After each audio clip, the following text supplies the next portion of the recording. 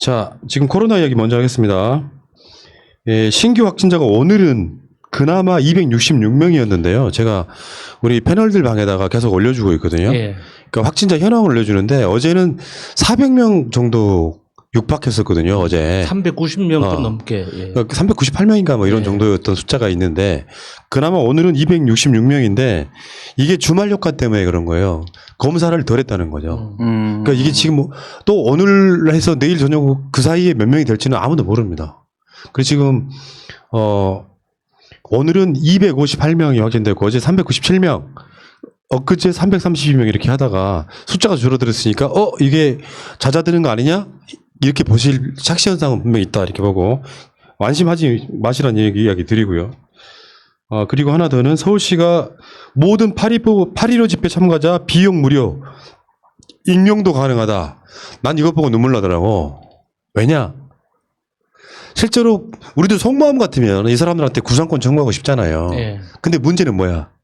가짜뉴스 통해가지고 이 사람들이 검사 안 받겠다고 버티는 사람들이 많은 거 아니에요. 예. 그러면 이 사람들 때문에 코로나가 더 확산됩니다. 네네. 그러니까 정부라고 하는 것은 울며 겨자 먹기로 일단 와. 검사비나 치료 비용 무료로 해줄 테니까 일단 와. 익명으로 해줄 테니까 일단 와. 이렇게 지금 하고 있는 상황이라 이게 정부가 갖고 있는 일종의 이 정부만 갖고 있는 고역이랄까요? 그만큼 절박하다는 거죠. 특히나 그 당시 광화문 광장에 있었던 사람들이 모두가 다 집회에 참석했다고 볼 수는 없는 거잖아요. 그런데 지금 정광훈 목사를 비롯한 그 사랑제일교회 신도들의 행동 때문에 광화문 8월 15일에 광화문에 있었던 사람들은 사랑제일교회 신자일 가능성이 높다라는 사회적 편견이 생겨버렸기 때문에 그때 그 집회에 참석하지 않고 주변에서 식사를 했거나 안 그러면 주변에서 실제로 생업 때문에 그 주변에서 머물렀던 사람들까지 다 싸잡아서 비난을 받고 있는 지금 그런 분위기다 보니까 정부로서는 어떤 피해를 감수하고서라도 확산되는 건 막아야 되니까 네, 정말 이런 맞는 말이에요. 조치를 네. 취할 수밖에 없는 거죠. 그러니까 이 부분에 이제 민주노총의 그 집회에 참여했던 사람들은 뭐냐 뭐 이렇게 말씀을 하시는 분들이 계시는데요. 사실 이 광화문 집회에 태극기 집회에 나온 사람들하고 민주노총 여기 집회에 나온 사람들하고요. 그 기지국을 기준으로 했을 때 어디에 참여했는지 알 수가 없어요. 알 수가 없기 때문에 지금 민주노총 집회에 참여하셨던 분들도 역시 전부 다 질병검사를 받으라 지금 이렇게 얘기를 하고 있는 거고 말씀하신 대로 그냥 옆에서 그냥 식사하시는 분들 이런 분들 계시죠. 근데 이런 조치가 나온 거는 사실 우리 마음속에 있는 박원순 시장의 그 정신이 전 살아 있는 것이다. 지난번에 제가 그런 말씀을 드렸거든요. 이태원 발이라는 문제하고 신천지 발이라는 문제는 좀 달리 봐야 되는 문제다. 이거는 낮은 목소리로 사람들이 나와서 검사를 받게 해줘야 되는 것이고 신천지 같은 경우에는 명단을 누락하고 자꾸 거짓으로 보고하고 제출하기 때문에 이건 높은 목소리가 필요한 부분이 맞고 이번 사건 같은 경우에는 이 사랑제일교회가 있기 때문에 신천지 쪽에 좀 더 가깝게 보는 것이 맞다라고 말씀을 드렸지만은 이건 또 사랑제일교회고요. 이제 또 개인적으로 생각하기에 광화문 집회에 참여한 사람들은 또 개인적인 문제이기 때문에 또 이렇게 낮은 목소리로 들어가는 게 또 맞기도 하거든요. 네. 네. 제가 그날 8월 15일 날 시청 바로 옆에 있는 프레지던트 호텔 예식장을 갔어요. 진짜요? 그러니까 사실은 나한테 전화가 올 수도 있죠. 그 근방 예, 기지국으로 예, 다 예. 합치면은. 근데 아직까지 전화 오고 있지는 않는데 근데 광화문은 조금 더 걸어가야 되지만 기지국은 아마 그런 식으로 해서 네네. 그쪽을 다 그 결혼식장에 2시간 정도 있었으니까 이렇게 저렇게 해서 그 당시에 그러니까 광화문에 30분 이상 머물렀던 사람들이 총 인원이 1만 명이 조금 넘는다고 네. 하더라고요. 그러니까 그 1만 명이 다 집회에 참석했다는 게 아니라 그 우리가 광화문에서 그동안 많은 집회가 있었기 때문에 그동안 통신사들이 투자를 많이 했어요. 그래서 그 근처에 기지국이 많이 있거든요. 그러다 보니까 시청은 그 범위에서 벗어나지 않을까? 맞아요. 시청은 예상이 됩니다. 광화문하고는 또 좀 예. 떨어져 있죠. 네, 이게 지금 뭐 서울시에서 검사 비용 무료로 하고 막 이런 거에 좀 안타깝긴 하지만 이 가짜 뉴스를 퍼뜨리는 사람들에 대해서는 지금 또 추적하고 이걸 발각하고 있으니까요. 이것과는 별개로 가짜 뉴스를 계속 퍼뜨리면서 뭐 예를 들면 아까 민노총 이야기도 했지만 전화 오면은 나 광복절 집회 나간 게 아니라 민노총 집회 나갔다고 거짓말 치라고 막 지령이 내려오잖아요. 서울제일교회에서 네. 문자 보내는 거 그런 것들이 다 이제 컨트롤 되고 있다. 알겠습니다. 네. 예. 자, 그 가운데 지금 사랑제일교회 확진자가요 841명입니다. 얼마큼 늘어날지 몰라요. 근데 문제는 지금 신천지 때랑은 다르게 다시 한번 말씀드리지만 신천지 때는 젊은 층이 많습니다. 아시다시피 신천지는 이 젊은 층들을 포섭했던 바로 그런 집단이라고 하면 광화문 집회는 대개 고령층이잖아요. 60세 이상 비중이 지금 3분의 1이에요. 3분의 1. 그리고 50대도 꽤 있을 거고 40대도 좀 있을 거고 한데 그렇다 보니까 이게 이제 완전히 막 계속 확산되어 나가는 추세가 되면 사망이 굉장히 많아질 거다. 이런 예상들이 있고요. 근데 이제 문제는 주말이었어요. 이번 주말. 많지는 않습니다. 비율상으로는. 근데 이제 한마디로 말하면 한기총 부류. 네. 한기총은 지금은 소수로 좀 전락했다 그러던데 뭐 한국 기독교 총연맹 총연합회 그게 한기총이잖아요. 네네. 부산 기독교 총연합회는 부기총 이렇게 불러요. 근데 이런 종류의 교회들은 대면 예배를 강행했단 말이에요. 그러니까 나는 이게 이 사람들 그 언론 인터뷰하는 거 보니까 진짜 화나더라고. 자기들은 뭔데 언론사 인터뷰하면서 이게 정부가 종교의 자유를 탄압한대.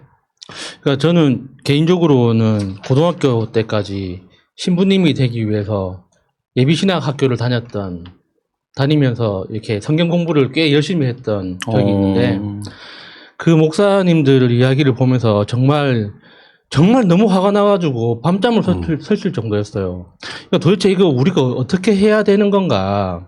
그러니까 종교를 저런 식으로 왜곡해서 자기 신도들까지 다 같이 죄를 짓게 만드는 거 아닙니까? 그러니까 예수님은 우리한테 제사 지내라고 한 적 없어요. 그냥 우리가 그 종교라는 어떤 시스템을 만들면서 그 제사를 그러니까 뭐 미사나 예배 형태로 만들어서 그거를 인간들한테 의무화시킨 거지. 예수님은 살아생전 한 번도 제사 지내달라고 한 적 없거든요. 그래서 살아있는 모든 인간 하나하나가 신이고 예수의 아들인데 어디 모여서 못하면 그게 예배가 안 된다고 그걸 억지 주장을 합니까? 예. 여기서 지금 전국적으로 이번 일요일 날 1,000개가 넘는 교회에서 대면 예배를 진행을 했다라고 합니다. 서울은 4개밖에 안 되지만 부산 같은 경우에는 272개 교회가, 충남 같은 경우에는 721개 교회가, 인천 같은 경우 378개 교회가 이런 방역 미꾸라지 짓거리를 하는데요. 지금 야수님 뭐 카톨릭 얘기를 하시니까 사실 저도 이제 궁금해서 카톨릭하고 한번 비교를 해봤어요. 왜 개신교 쪽만 자꾸 이런 일들이 생기는 것인가? 물론 이제 한기총 소속 사람들입니다. 한기총 여러분들 잘 알고 계신 대로 서북에서 내려온 그 한경직 목사가 만들어서 시작이 됐던 부분들이고 제주 가서 탄압하고 했던 그 서북 청년단 그 사람들이 지금 한기총으로 이어지고 있는 그런 사람들입니다. 뭐 좋아. 그러면 왜 개신교에서만 이런 문제들이 계속 생기는가 해서 또 카톨릭하고 한번 비교를 해보니까 카톨릭 같은 경우에는요. 저는 교회 다녀서 개신교 잘 모르는데 들어갈 때 성호경이라는 것을 성수에 찍고 들어간다면서요. 그렇죠. 이거를 안 하고 물을 다 갖다 버렸대요. 이거 한다가 감염된다고. 그리고 마스크 무상으로 제공을 해주고 있고, 뭐 중간에 뭐 밀전병 이렇게 나눠주면서 네. 그리스도의 몸, 아멘, 뭐 이런 과정이 있다면서요. 이것도 신부님이 마음으로 하고 우리 말로 하지 말자. 이렇게 얘기를 하셔서 입을 서로 벌리지 않는다는 겁니다. 그리고 아프면은 우리는 예배, 미사라고 그러잖아요. 네. 미사에 참석 안 해도 된다고. 집에서 혼자서 기도하시라고. 그래도 그것은 죄가 아니다. 이러면서도 교구청에서는 이런 미사조차도 이제는 모두 중단해야 되는 것이 아닐까를 지금 심각하게 고민을 하고 있다는 겁니다. 카톨릭은 이렇게 하고 있습니다. 우리 개신교 좀 각성을 좀 하고 배울 건 좀 배우고 그렇게 했으면 좋겠어요. 근데 지금 종교의 자유를 탄압한다고 이야기하고 있는데 정확하게 말하면 모임의 자유, 집회의 자유를 하지 말라는 거죠. 이거는 뭐 종교를 어떤 사상 때문에 탄압하는 게 아니라 역병 때문에 모이지 말라고 하는 건데 이거를 종교로 감싸서 마치 정부가 종교를 탄압하는 양 그런 프레임을 씌우고 있다. 네, 그 목사들이 크게 오해하는 게 대한민국 헌법에서 말하는 종교의 자유라는 건 종교를 선택할 자유를 말하는 거예요. 그러니까 종교를 선택하고 내가 선택한 종교를 내 생활 속에서 구현하기 위한 그건 행동의 자유는 내 행동의 자유가 타인의 자유를 위협하게 되면 제약을 받아야 되거든요. 그거는 현행법상 너무 합법적인 거예요. 그런데 종교라는 게 이슈에 그 이름에 걸려 있으니까 이게 무조건 종교 탄압이라고 밀고 가는 거는 굉장히 이기적인 논리거든요. 종교를 선택하는 그 자체를 탄압하는 게 아니잖아요. 그 종교 선택하는 거 아무거나 믿어도 돼요. 우리가 그걸 가지고 뭐라고 하는 게 아니잖아요. 예.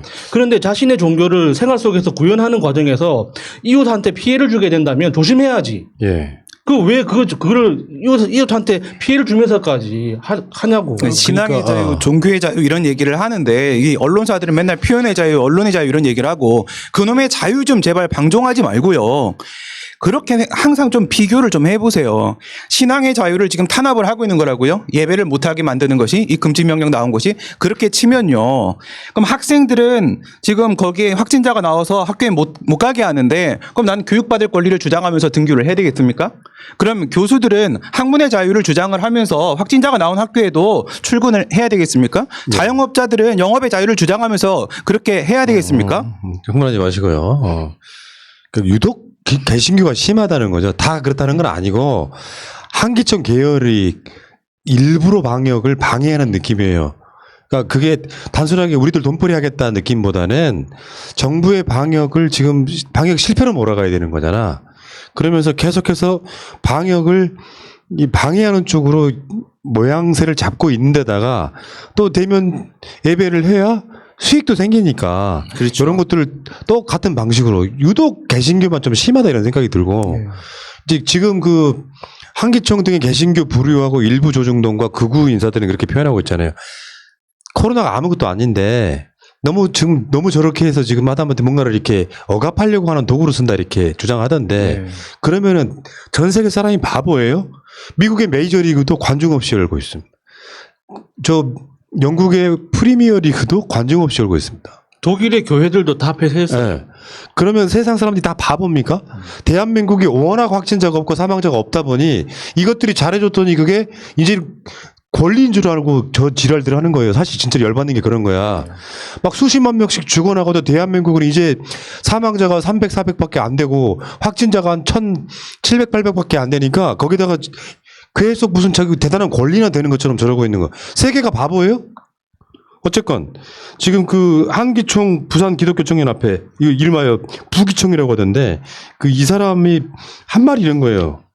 지금의 행정명령은 대한민국 헌법의 기본권에 대한 무시다. 이건 침해다. 종교의 자유가 있고 신앙을 선택할 수 있는 양심의 자유가 있는데 함부로 이렇게 행정명령을 내리느냐.